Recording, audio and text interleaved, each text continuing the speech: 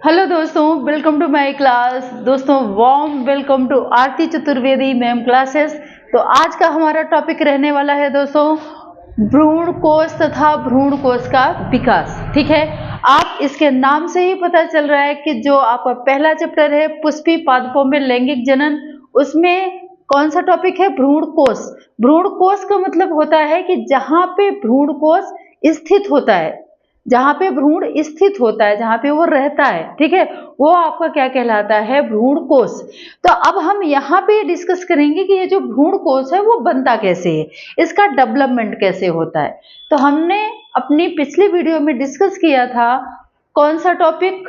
गुरु बीजाणु धानी। ठीक है, तो गुरु बीजाणु धानी दोस्तों, गुरु बीजाणु धानी की जो चौथी कोशिका होती है सक्रिय गुरु बीजाणु का निर्माण करती है, और सक्रिय गुरु बीजाणु आगे विकसित होकर किसका निर्माण करेगा? किसका निर्माण करेगा? भ्रूण कोश का। ठीक है, जैसे हमने यहाँ पे बना दिया क्या? भ्रूण कोश।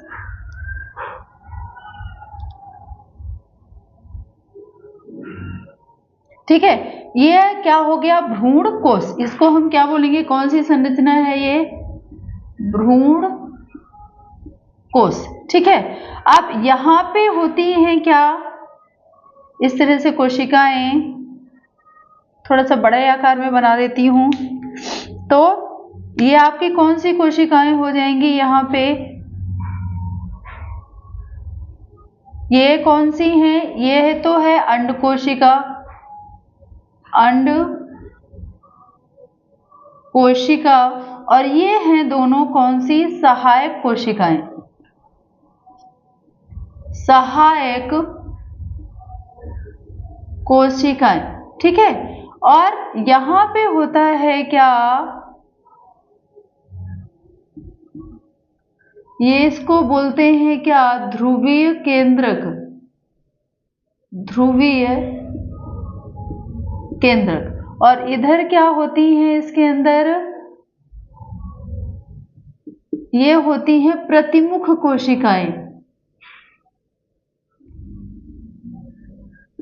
प्रतिमुख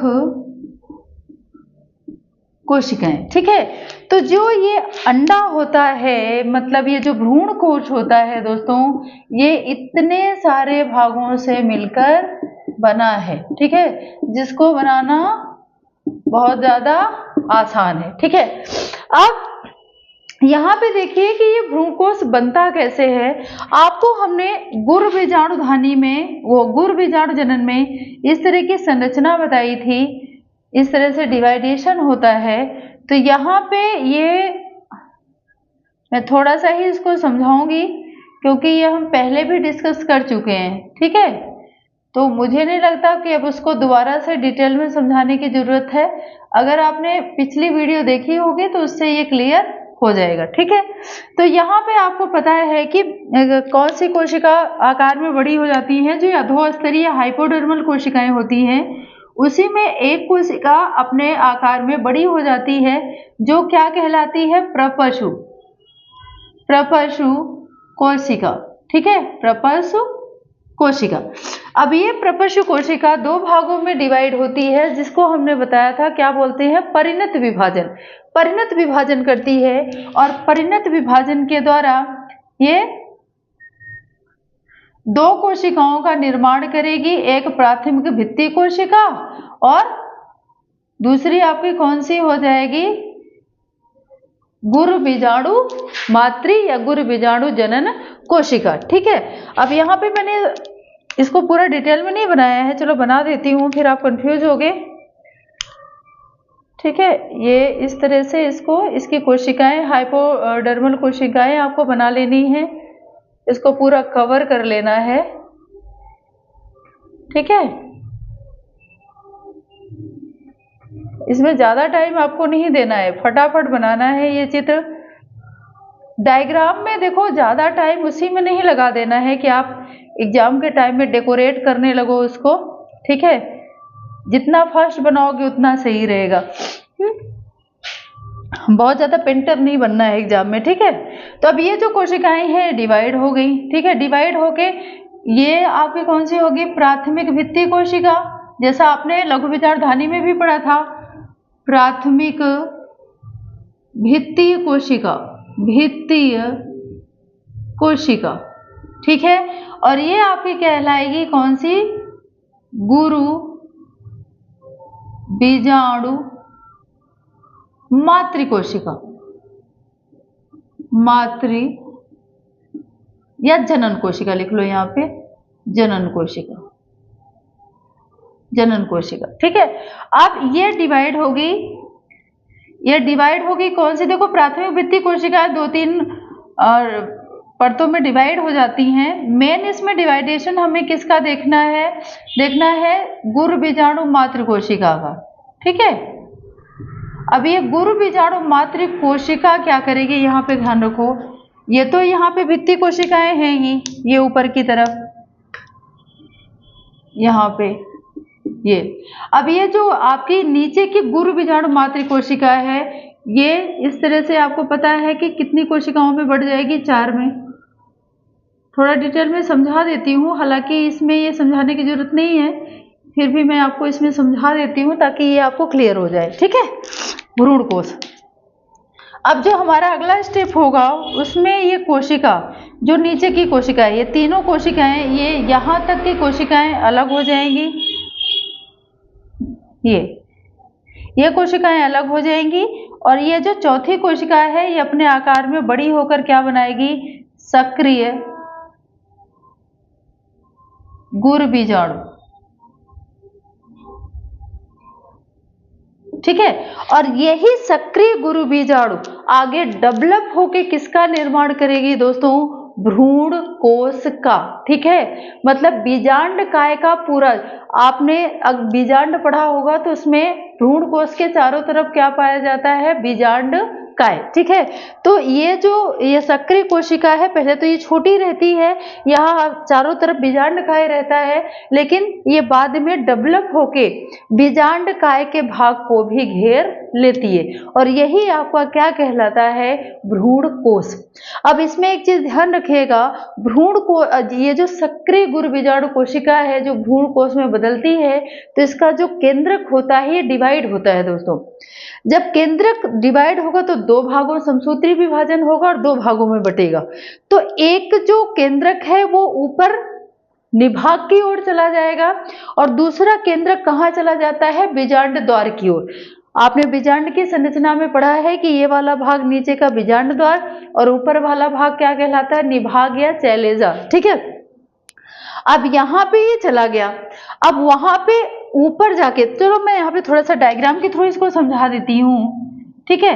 तो ये जो केंद्रक है, यहाँ पे इसमें डिवाइडेशन हुआ और ये कहाँ चला गया? एक तो कहाँ चला गया?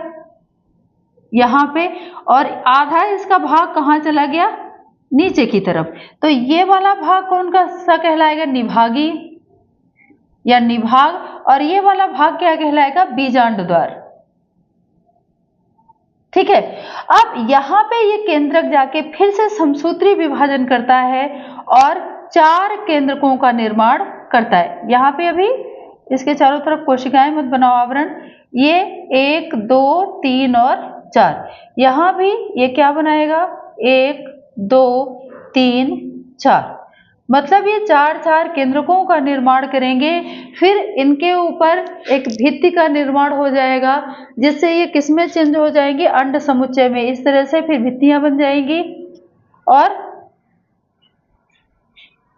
ये कोशिका का रूप ले लेगा, ठीक है। अब क्या होता है, अगली प्रक्रिया इसकी क्या है कि इसका जो चौथा केंद्रक है ये फिर से मूव होगा, मतलब एक बार ऊपर जाएगा और फिर से मूव होगा, अपनी जगह पे लौटेगा, ठीक है। तो यहाँ पे आके एक यहाँ से मूव करके केंद्रक इधर बीच में आ गया, एक यहाँ से मूव कर, चलो इसमें बता देती हूँ। तो यहाँ पे कितने केंद्रक रह जाएंगे? 3, ठीक है। और यहाँ पे भी कितने रह गए? 3, और एक एक यहाँ पे मूव करके बीच में आ गए, ठीक है। बीच में आने के बाद ये कुछ टाइम बाद ये संलयित तो हो जाते हैं, इस तरह से एक दूसरे से जुड़ जाते हैं और ध्रुवीय केंद्रक बनाते हैं, और यहाँ पे बीजांड द्वारी कोशिकाएं बन जाती हैं और यहाँ पे प्रतिमुख कोशिकाएं बन जाती हैं। ठीक है, अब इसके सीक्वेंस को समझिएगा कैसे कैसे भ्रूण कोष बना, भ्रूण कोष का कैसे कैसे विकास हुआ। सबसे पहले सक्रिय गुरु बीजाणु, सक्रिय गुरु बीजाणु यहाँ पे क्या होगा, डेवलप होगा और किसका निर्माण करेगा, भ्रूण कोष का। सक्रिय गुरु बीजाणु का जो केंद्रक होगा, केंद्रक मूव करे, वो उसमें विभाजन होगा, समसूत्री विभाजन, और विभाजन होकर एक केंद्रक निभाग की ओर जाएगा, दूसरा केंद्रक बीजांड द्वार की ओर जाएगा और ये केंद्रक क्या करेंगे, समसूत्री विभाजन फिर से करेंगे और 4 केंद्रक का निर्माण करेंगे। 4 केंद्रक ऊपर निभाग की ओर, 4 केंद्रक कहाँ, नीचे बीजांड द्वार की ओर। अब कुछ टाइम बाद इसमें से चौथा केंद्रक एक ऊपर का एक नीचे का मूव करके कहाँ आ जाएगा, बीच में, जो किसका निर्माण करेगा, ध्रुवीय केंद्रक का। अब ये हो गया पूरा भ्रूण कोष का विकास। तो यहाँ पे आपका ध्रुवीय केंद्रक, यहाँ पे प्रतिमुख कोशिकाएं और यहाँ पे कौन सी हो गई, अंड कोशिका और सहायक कोशिकाएं। अब एक चीज का यहाँ पे ध्यान रखिएगा कि एक क्वेश्चन इसमें ऐसे आता है कि पॉलीगोनम प्रकार का भ्रूण कोष क्या है। ठीक है, तो ध्यान रखिएगा लगभग 70% प्लांट में या आवृत्तबीजी प्लांट में कौन सा भ्रूण कोष पाया जाता है, पॉलीगोनम। ठीक है, तो पॉलीगोनम में क्या होता है दोस्तों, ये कभी कभी क्वेश्चन एमसीक्यूज में पूछा जाता है कि कितने केंद्रक होते हैं इसमें और कितनी कोशिकाएं होती हैं। तो ये आप समझिएगा कि यहाँ पे केंद्रक कितने हो गए, 1 2 3, ठीक है, 4 5 6, ठीक है, और 2 केंद्रक के 7 और 8, तो कितने केंद्रक हो गए, टोटल 8 केंद्रक। ठीक है, और कोशिकाएं कितनी हो गई, 1 2 3 4 5 6, और ये जो कोशिका है ये संलयित हो जाती, केंद्रक तो 2 रहते हैं लेकिन इसकी कोशिका कितनी कहलाएगी दोस्तों, 1। इसीलिए पॉलीगोनम प्रकार का भ्रूण कोष 8 केंद्र की और 7 कोशिकीय होता है, 7 कोशिकीय। ठीक है, तो ये है आपका पूरा भ्रूण कोष का विकास। और एक चीज यहाँ पे और ध्यान रखिएगा कि जब पराग नलिका किसमें, भ्रूण कोष में प्रवेश करती है तो एक जो नर युग्मक है वो अंड कोशिका से मिलता है। ठीक है, अर्धसूत्री विभाग वो द्विगुणित होता है, ये इससे मिलकर द्विगुणित हो जाता है, और एक जो नर युग्मक है वो किससे मिलता है, ध्रुवीय केंद्रक से, और त्रिगुणित हो जाता है। और यही ध्रुवीय केंद्रक दोस्तों आगे डेवलप होकर किसका निर्माण करता है, भ्रूण कोष का। ठीक है, ध्यान रखना, भ्रूण कोष सक्रिय गुरु बीजाणुओं से बनता है, जबकि भ्रूण कोष किससे बनता है, ध्रुवीय केंद्रक से। ठीक है, भ्रूण कोष में भ्रूण रहता है, जबकि जो भ्रूण कोष है वो आगे डेवलप होके जो अंड कोशिका और नर युग्मक से निषेचन होगा, संयुग्मन होगा इनका, अंड कोशिका का और नर युग्मक का, इससे जो भ्रूण बनेगा उसको पोषण देने का काम कौन करेगा, भ्रूण कोष, जिसका निर्माण किससे हुआ है, ध्रुवीय केंद्रक से। ठीक है, तो एक टॉपिक में बहुत सारी चीजें आपकी क्लियर हो गई। ठीक है, पॉलीगोनम क्या है, ध्रुवीय केंद्रक, अंड कोशिका, सहायक कोशिकाएं।